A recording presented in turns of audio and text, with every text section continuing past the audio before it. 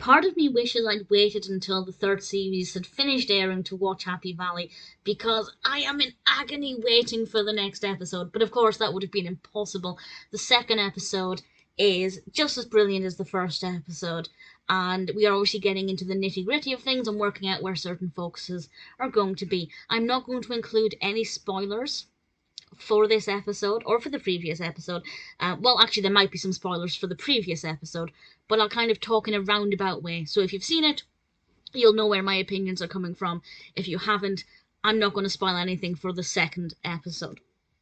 And part of the focus here is about how Ryan has been able to see Tommy Lee Royce. And honestly, I didn't expect it.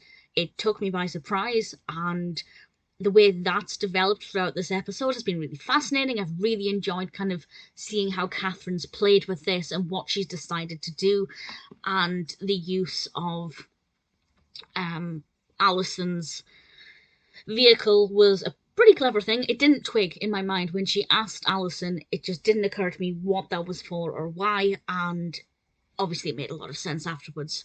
That aspect of the narrative I had a lot of fun with.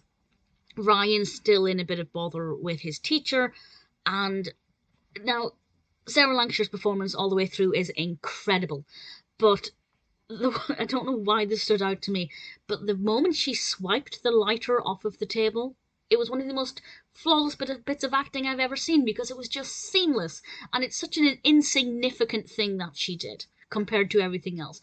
But there was just something about that moment that I truly loved. I loved that scene. I loved how she carried herself.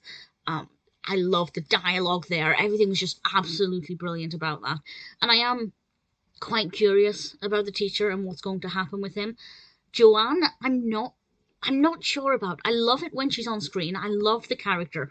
I love what she brings to it, but I can't work out if I like her or not. In the first episode, I was absolutely on her side. In this one, I'm not so sure. I'm really not sure how I feel about her. I have some predictions for what's going to happen with her character. I have a feeling that things are not going to work out as a bed of roses for her. How exactly, I'm not entirely sure. The thing that she was planning on doing in this episode, I think she might attempt, and I think it might backfire rather than being successful. So I'm really desperate to see what happens with that.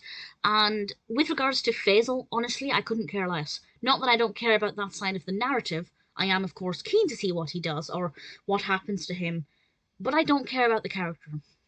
Well written and well acted character, but I don't like him that much. So if bad things happen to him, it'll be fascinating from an entertainment perspective, but I won't feel any kind of emotion about that. He's not a character who I'm hoping for great things for. There's just something about him that does not sit right with me at all. Not much of Tommy Lee Royce in this. We get a tiny flicker of him here and there, just enough to remind us that he's always lurking in the background, and he's always there, and he's always watching.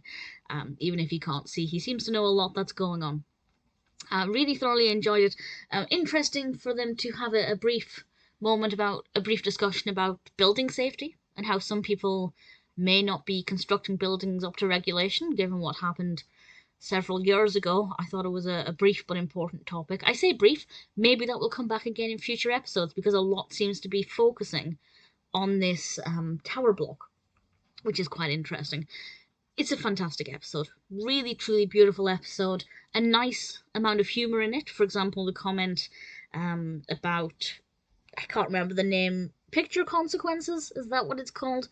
I hadn't actually heard of the game before, but I did Google it. And, just little injections of humour here and there, particularly with Catherine's dry humour. Wonderfully acted across the board, of course. Really brilliant. Definitely something. And also, I want to say, brilliant work from makeup as well, doing Joanne's bruises. They do look rather convincing and pretty terrifying. Fabulous episode. Desperate, so desperate for the third episode. As much as I wanted to be here now, I will of course be devastated once it's over. I refuse to believe it's the last series. I'm almost definitely going to go back and rewatch series 1 and 2 after this is finished, and then maybe series 3 straight off the bat. It's just utterly flawless.